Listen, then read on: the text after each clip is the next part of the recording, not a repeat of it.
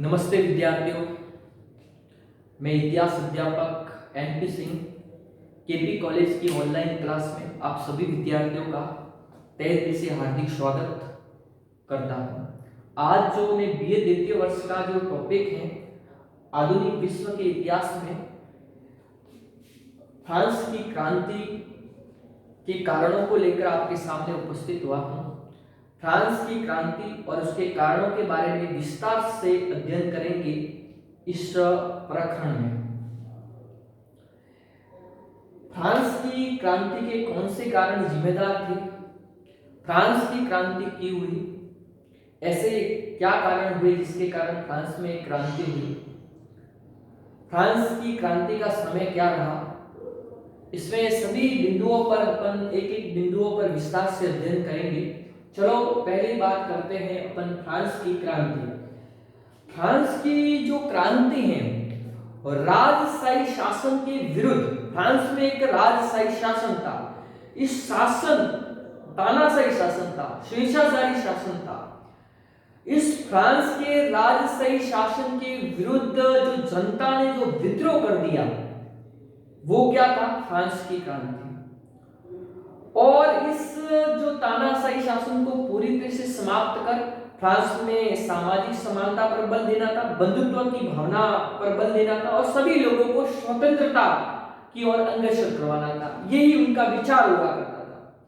जो फ्रांस की क्रांति की जो शुरुआत हुई थी वो 14 जुलाई 1789 को एक बास्तिल दुर्ग में हुई थी, जहां इस बास्तिल दुर्ग को सारी जनता इस फ्रांस के शासक को निर्कुशता का शक्ति यानी केंद्र मानती थी। उस दुर्ग को सारा ओर से घेर लिया, जिसके बाद एक विद्रोह भड़क उठा। यही फ्रांस की क्रांति है। फ्रांस की क्रांति की समय की बात करें तो फ्रांस की जो क्रांति हुई थी वो 14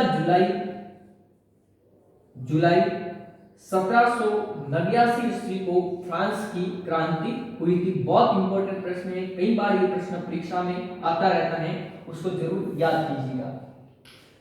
अपन बात कर रहे हैं फ्रांस की क्रांति की एक घटना की बात करें अपन कि फ्रांस है वो इंग्लैंड के बाद में यूरोप में जो सबसे शक्तिशाली देश था वो था फ्रांस। इंग्लैंड के जस्ट बाद में फ्रांस की गणना की जा सकती है। उस समय फ्रांस के शासक हुआ करते थे जिनका नाम है लुई 14वें। क्या नाम है? लुई 14वें फ्रांस के एक शासक थे। क्या नाम है? फ्रांस के शासक। अपन बात कर रहे हैं फ्रांस के शासक, और इस फ्रांस के शासक का नाम था लुई 14वें। क्या नाम था? लुई 14वें। लुई 14वें फ्रांस के शासक हुआ करते थे। लुई 14वें के समय में फ्रांस बहुत शक्तिशाली देश बन गया था। इतना शक्तिशाली, इतना मजबूत बन गया। क्यों? क्योंकि ये लुई 14वें हैं वो संपूर्ण यूरोप आसपास के सभी क्षेत्रों पर अपना आधिपत्य स्थापित करना चाहता था। जैसे ही वो शासक बन गया तो इस लुई 14वें ने आसपास के सभी छोटे छोटे जितने भी राज्य थे उस पर अपना साम्राज्य विस्तार की नीति अपनाई। क्या अपनाई? साम्राज्य शासक बनने के बाद में उसने साम्राज्य विस्तार की नीति अपनाई, क्योंकि ये स्वेच्छाचारी और तानाशाही प्रवृत्ति का व्यक्ति था, खुद के ही कानून को मान्य करता था। साम्राज्य विस्तार की नीति अपनाई क्योंकि अपना खुद का शासन कायम करना चाहता। इसने साम्राज्य विस्तार की नीति के अलावा उसने जैसी साम्राज्य नीति की जो अपने जितने भी छोटे मोटे जो भी अपने ये सामंत लोग थे, सामंत का आपको पता है कि राजा महाराजा के छोटे भाई को जब जमीन का छोटा सा टुकड़ा दिया जाता था जिसके वो अपने परिवार का पालन पोषण किया करते थे या अपना शासन चलाते थे, उसको बोलते थे सामंत लोग। इन सामंत लोग भी ये भी बहुत विलासी प्रवृत्ति के सामंत लोग ये भी बहुत धनी और अमीर कुलीन वर्ग हुआ करते। उनकी शक्तियों पर उसने लगा दिया नियंत्रण। क्या लगा दिया? नियंत्रण। उसको पता था कि अगर मैं इन सामंत वाले लोगों पर नियंत्रण नहीं लगाऊंगा तो आने वाले मेरा जो शासन है वो खतरे में पड़ सकता है। तो उन्होंने सबसे पहले इसके ऊपर भी, सामंतों के ऊपर भी अपना नियंत्रण स्थापित किया लुई 14वें ने। साम्राज्य विस्तार के सामंतों पर नियंत्रण करने के लिए, मतलब नियंत्रण करने के लिए अपना अभियान चलाया। इस अभियान तक आते थे ये फ्रांस की, इसके शासनकाल में इतने पैसे खर्च हुए फ्रांस के अंदर कि एक समय ऐसा आया कि फ्रांस को आर्थिक दृष्टि से मंदी के दौर से गुजरना पड़ा। फ्रांस में ऐसी आर्थिक दृष्टि से फ्रांस पूरी तरह से, आर्थिक स्थिति फ्रांस की पूरी तरह से खराब हो गई और जनता भूखे मरने के दौर से गुजरने लगी। जब जनता भूखे मरने के दौर से गुजरती है तो वो क्या करती है, विद्रोह करती है अपने शासक के प्रति। क्या करेगी, ये विद्रोह करेगी। जैसे ही या तो उसमें फिर भी इसने, या इसके समय में इतना पैसा खर्च हो गया जिसके कारण फ्रांस कर्जे में डूब गया, कर्जा लेना पड़ा, क्या कर्जे के अंदर डूब गया था। कोई ध्यान नहीं दिया उस लुई 14वें ने। जैसे ही लुई 14वें का शासन समाप्त हो जाता है तो लुई 14वें के बाद लुई, देखो जितने भी फ्रांस के शासक हुए उन्होंने लुई 14वें, लुई 15वें, लुई 16वें ऐसे अपने शासन अपना नाम खुद लगवाते थे। अपन बात कर रहे हैं, इसके बेटे की बात कर रहे हैं। जैसे ही लुई 14वें की मृत्यु हो जाती है तो इसके बाद में एक नया शासक फ्रांस के अंदर देखने को मिला। वो फ्रांस के अंदर लुई 15वें, कौन सा, 15वें ये शासक बना। ये भी शासक बना। ये शासक शासन करने के योग्य नहीं था, ना तो उसको प्रशासनिक कला के बारे में ध्यान था, न युद्ध कला के बारे में ध्यान था, न उसको कूटनीतिक कला के बारे में ध्यान था। कोई किसी प्रकार का मतलब उसको ज्ञान नहीं था। इसको आप कह सकते हैं कि अयोग्य शासक था, शासन चलाने के लायक नहीं था। और अगर ऐसा शासक अगर शासन करेगा तो क्या होगा, देश की स्थिति दिनों दिन खराब होती चली जाएगी। तो क्या हुआ, लुई 15वें एक ऐसा शासक था, एक तो विलासी प्रवृत्ति का व्यक्ति, विलासी कैसा शासक था, एक तो विलासी प्रवृत्ति का व्यक्ति था, आलसी व्यक्ति था, कुछ काम धंधे करता नहीं था, अयोग्य शासक था, उसमें कोई किसी प्रकार की योग्यता नहीं थी, ऐसा शासक था। वो जनता के धन को व्यय करता था। और एक दिन फ्रांस की स्थिति इतनी खराब हो गई कि फ्रांस दिनों दिन आर्थिक मंदी के दौर से गुजरने लगा। आर्थिक स्थिति इतनी खराब हो गई कि फ्रांस की जनता इस शासक के विरुद्ध असंतोष उत्पन्न होने लगा, असंतुष्ट हो गई। जब जनता असंतुष्ट होती है तो सरकार के विरुद्ध में खड़ी हो जाती है, अपने शासक के विरुद्ध में खड़ी हो जाती है। तो उस समय उन्होंने टाइम पीरियड नोट कर दिया 1789 और 1789 14 जुलाई 1789 को अपनी फ्रांस की क्रांति हुई थी। और यही हमारे फ्रांस की क्रांति थी। फ्रांस की क्रांति का ये तो हमने उसकी पृष्ठभूमि के बारे में पढ़ा कि निरंकुश शासन के विरुद्ध जो जनता ने जो विद्रोह भड़क उठा, इसको बोलते हैं अपन फ्रांस की क्रांति। और जो फ्रांस की क्रांति जिस स्थान पर सबसे पहले हुई थी वो बास्तिल नामक स्थान पर हुई थी, क्योंकि वो निरंकुश शासन का एक प्रतीक माना जाता था। जनता ने उसे पूरे दुर्ग को घेर लिया और दुर्ग को तोड़ना प्रारंभ कर दिया और उस पर अपना आधिपत्य स्थापित कर दिया। यही फ्रांस की क्रांति हुई थी। और फ्रांस की क्रांति जैसे ही हुई तो फ्रांस की क्रांति के क्या कारण जिम्मेदार हुए। देखो कोई भी घटना हुई है तो उनके कोई कोई कारण तो होंगे। तो फ्रांस की क्रांति के सामाजिक कारण भी हुए, राजनीतिक कारण भी हुए, आर्थिक कारण भी हुए, अंतरराष्ट्रीय कारण भी हुए। सभी कारणों के बारे में, एक एक बिंदुओं के बारे में यहाँ पर आप विस्तार से अध्ययन करेंगे। पहले हम बात करते हैं सामाजिक कारण क्या था। समाज की स्थिति उस समय कैसी थी जिसके कारण लोगों ने उनके विरुद्ध विद्रोह कर दिया। चलो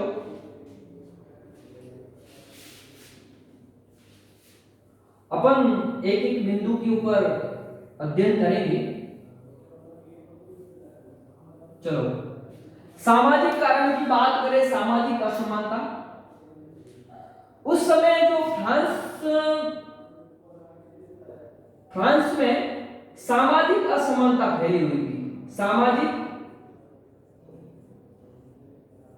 असमानता फैली हुई थी। असमानता फैली हुई थी फ्रांस में। फ्रांस का जो समाज है वो दो भागों के अंदर विभाजित था। चलो फ्रांस का समाज है कितने भागों में विभाजित था? दो भागों में। दो भागों में फ्रांस का समाज विभाजित था। दो वर्ग हुआ करते थे फ्रांस के अंदर। एक वर्ग था विशेषाधिकार वर्ग। कैसा वर्ग था? विशेषाधिकार वर्ग। और दूसरा वर्ग था विशेषाधिकार रहित वर्ग। विशेषाधिकार रहित वर्ग। दो वर्ग उस समय फ्रांस में हुआ करते थे। दोनों के मध्य सामाजिक असमानता विद्यमान थी। विशेषाधिकार वर्ग में लोग कौन आते थे? एक तो सामंत लोग आते थे, कुलीन वर्ग लोग थे, और दूसरे लोग आते थे पादरी और राजा महाराज। ये सभी विशेषाधिकार, उनको कुछ विशेष अधिकार दिए हुए थे। और विशेषाधिकार रहित वर्ग के अंतर्गत कृषक लोग आते थे, जो कृषि कार्य करते थे, श्रमिक, जो श्रमिक लोग थे, श्रमिक ये मजदूरी किया करते थे। और तीसरे मध्यम वर्ग के लोग भी ये विशेषाधिकार वर्ग के अंतर्गत इन ये लोग सारे आते थे। ये यहाँ से कई बार अगर प्रश्न पूछा जाता है तो आप इसको बता सकते हैं। इन दोनों के मध्य असमानता थी। असमानता कैसे थी? सामंत और पादरी वर्ग लोग था जो विश्व में 1% लोग थे। कितने लोग थे यहाँ पर फ्रांस में? 1%। लेकिन संपत्ति के मामले में देखा जाए तो 40वां भाग जो संपत्ति थी सामंत और पादरियों के पास में थी। कृषक और श्रमिक और मध्यम वर्ग के लोगों के पास ये बाकी सब भाग उनका था, लेकिन उनके पास बिल्कुल संपत्ति इसके पास नहीं थी। 70% ये लोग थे, उनके पास संपत्ति वगैरह नहीं थी। सामंत और पादरी लोगों को ऊंचे पदों पर रखा जाता था। सर्स के पदों पर भी सामंत लोग ही होते थे। सरकारी नौकरी के पद पर हैं, नौकरी के पद पर सामंतों को रखा जाता था, सर्च पर सामंतों को रखा जाता था। अधिकारी के पद पर भी सामंतों को ही, अधिकारियों के पद पर भी सामंतों को ही रखा जाता था। दूसरे वर्ग की अवहेलना की जाती थी। कृषक लोग हैं वो इन सामंत वर्ग के लोगों के कृषि यानी खेतों पर काम करते थे, अपने खेतों की ओर ध्यान नहीं दे पाते थे। रात दिन मेहनत करने के बावजूद भी उसको इतना मुनाफा नहीं प्राप्त होता, वे दिनों दिन कर्जे में डूब गए थे। श्रमिक लोग इनके रात दिन मजदूरी करते थे और मजदूरी करने के बावजूद भी इतने पैसे प्राप्त नहीं होते थे जिससे वो अपने परिवार का अच्छी तरह से पालन पोषण कर सके। ये श्रमिक लोग, इनको इतने पैसे भी प्राप्त नहीं होते थे जो इसमें परिवार का अच्छी तरह से पालन पोषण कर सके। चलो, इन दोनों के मध्य असमानता फैली हुई थी। एक दिन इसी कृषक, श्रमिक और मध्यम वर्ग के लोगों ने इन सामंत और पादरी लोगों के विरुद्ध विद्रोह कर दिया और जिसके कारण फ्रांस में क्रांति हुई थी। दो वर्ग थे, विशेषाधिकार वर्ग और विशेषाधिकार रहित। विशेषाधिकार वर्ग में सामंत, पादरी और विशेषाधिकार रहित वर्ग के अंदर कृषक, श्रमिक और मध्यम कैटेगरी के लोग आते थे। दोनों के मध्य एक दिन विद्रोह उत्पन्न हुआ और यही विद्रोह एक दिन क्रांति का रूप ले लेता है। चलो, अब हम बात कर रहे हैं दूसरे बिंदु की ओर, मध्यम वर्ग का उदय।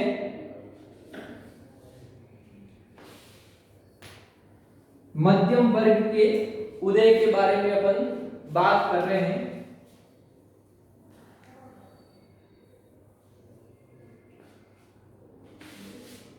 विशेषाधिकार वर्ग और विशेषाधिकार रहित के मध्य एक मध्यम वर्ग हुआ करता था। मध्यम वर्ग, देखो पुनर्जागरण के समय ये वर्ग उत्पन्न हुआ था, जो व्यापारिक वर्ग हुआ करता था विश्व के इतिहास के अंतर्गत। तो ये मध्यम वर्ग के जो लोग थे उसको बर्जुआ कहा जाता था। क्या?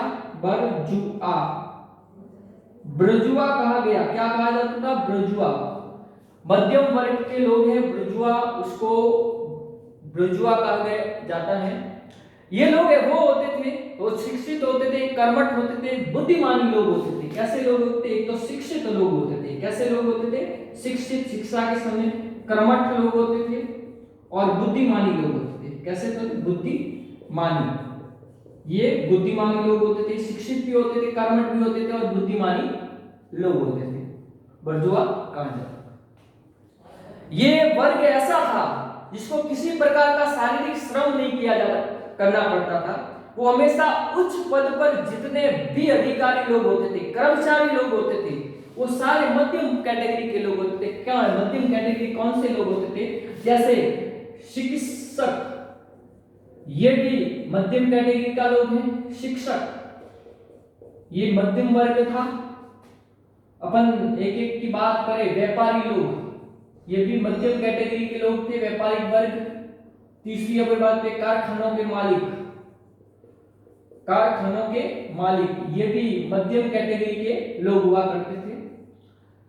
चिकित्सक है, शिक्षक लोग हैं, व्यापारी वर्ग है, कारखानों के मालिक हैं, न्यायाधीश हैं, न्यायाधीश के पद पर हैं, अफसर लोग हैं, लेखक हैं, लेखक हैं, साहित्यकार हैं, साहित्यकार, ये सभी मध्यम कैटेगरी के लोग हुआ करते थे। एक दिन उन्होंने अपने दिमाग में आया कि क्यों नहीं हम इतने कर्मठ और बुद्धिमानी लोग होने के कारण, शिक्षित होने के कारण, क्यों नहीं हमें भी राजनीति में कुछ पद दिया जाए, कि हमारे भी राजनीति में कुछ राजनीति में। तो उन्होंने राजनीति में आने के लिए उन्होंने उसका ये सामंत वगैरह बड़े लोग होते रहे, उनके विरुद्ध विद्रोह कर दिया। ये मध्यम कैटेगरी, ये भी अपने उनको केवल राजनीति में समर्थक समझा जाता था। आप अपनी राय दे सकते हैं राजनीति में, लेकिन वो इस योजना को पूरी तरह से सहन करना चाहते थे। ये भी खुद राजनीति में आना चाहते, क्योंकि हम इतने शिक्षित, कर्मठ और बुद्धिमानी होने के बावजूद भी हमें राजनीति में पद नहीं दिया जा सकता है। इसलिए उन्होंने स्वतंत्रता, समानता के विरुद्ध विद्रोह खड़ा कर दिया और यही विद्रोह एक दिन फ्रांस की क्रांति का रूप ले लेता है। अपन देखो, फ्रांस की क्रांति, मध्यम वर्ग का उदय।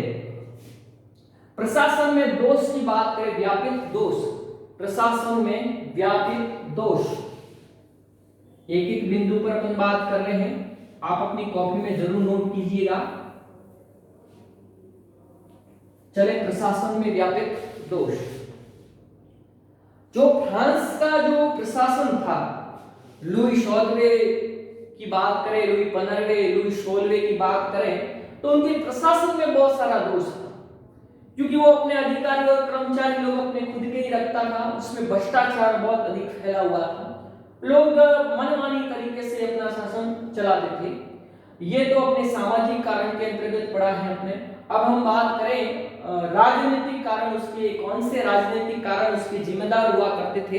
अपन एक एक बिंदु पर उसके राजनीतिक कारण के बारे में पढ़ेंगे।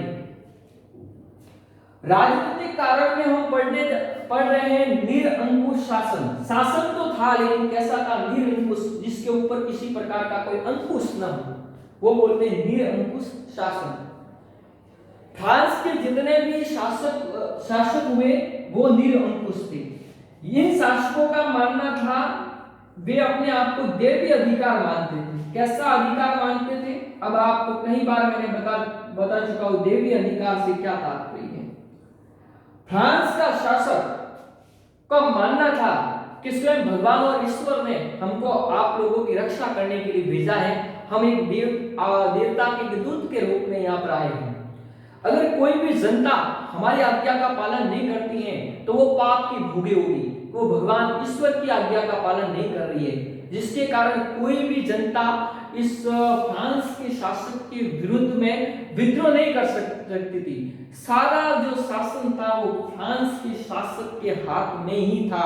वो मनमाना कानून पारित करता था, जो सभी कानून और जनता को मानना पड़ता था, क्योंकि जनता उस समय इतनी विकसित नहीं थी कि वो स्वयं कह रही है कि अगर हमने उनकी बात नहीं मानी तो भगवान हमसे नाराज हो जाएगा, और भगवान जब नाराज हो जाता है तो क्या हो जाता है, तो उसके ऐसे उनके मन में ऐसी धारणा थी। निरंकुश शासन था, देवी अधिकार ये मानते थे और इसी यही कारण एक दिन कारण हुआ कि जनता ने उसका विद्रोह करना प्रारंभ कर दिया। एक दिन फ्रांस की क्रांति हुई 14 जुलाई 1789 की अपन बात कर रहे हैं। चलो एक एक बिंदु पर बात करेंगे। राजा का विलासी जीवन। राजा का जो जीवन तो था, लेकिन जीवन कैसा था? विलासी प्रवृत्ति का जीवन। फ्रांस की क्रांति के समय जो फ्रांस का शासक था वो लुई 16 था। कौन था? लुई 16। लुई 16 था। वो ऐशो आराम की जिंदगी जीता था, विलासी प्रवृत्ति का व्यक्ति था, शान शौकत से अपनी जिंदगी जीता था। खुद तो जीता ही था, अपने सारे रईस लोग थे, रईसों को, अपने जितने कर्मचारी लोग थे, कर्मचारियों, अपने परिवार के लोगों को, सभी लोगों को वो अपने साथ एक पेरिस में उसका एक महल बना हुआ है। पेरिस में विनिया नामक पर एक बहुत भव्य राजप्रसाद बना हुआ था। इस राजप्रसाद में वो कई रईसों, कई कर्मचारियों और कई उनके परिवार के सदस्य, असंख्य लोगों के साथ में रहता था और ठाट बाट और ऐशो आराम की जिंदगी जीता था। और ये सारा जितना भी खर्चा होता था उसने अपनी जनता के ऊपर, ऐशो आराम की जो जनता के ऊपर डाल दिया। और एक दिन यही जनता इस अपने शासक के विरुद्ध में खड़ी हुई और एक फ्रांस में क्या हुई? फ्रांसीसी क्रांति एक दिन जिम्मेदार लुई 16 था। वो लुई 16 अपने रईसों कर एक मतलब विलासी प्रवृत्ति यानी शान शौकत जिंदगी, ऐशो आराम करता था, प्रशासन की तरफ बिल्कुल ध्यान नहीं देता था। उसने एक पेरिस में विनया नामक नगर पर एक भव्य राजप्रसाद बनाया था, बहुत सुंदर तरीके से, अथाह पैसे खर्च किए थे, इतना सुंदर बनाया। उस महल के अंदर वो कई रईस है, कर्मचारी है, पदाधिकारी हैं, उनके सगे संबंधित लोगों को साथ में लेकर रहता था। कई पैसों को अथाह धन संकट यानी पैसों को अथाह पानी की तरह वाया करता था। वो सारे पैसे इन कृषकों और मजदूरों के हुआ करते थे। और जब उनको ये बात पूरी तरह से समझ में आ जाती है तो वो लुई 16 के विरुद्ध में खड़े हो जाते हैं। जब जनता लुई 16 के विरुद्ध में खड़ी हुई तो 1789 में फ्रांस की एक ऐतिहासिक क्रांति लड़ी गई, जो कई बार प्रश्न परीक्षा में आता ही रहता है। आप उसको जरूर अपनी कॉपी में नोट कीजिएगा। चले बात करते हैं कुशासन। शासन तो था लेकिन शासन कैसा था? कुशासन। शासन तो था लेकिन शासन कैसा था? कुशासन।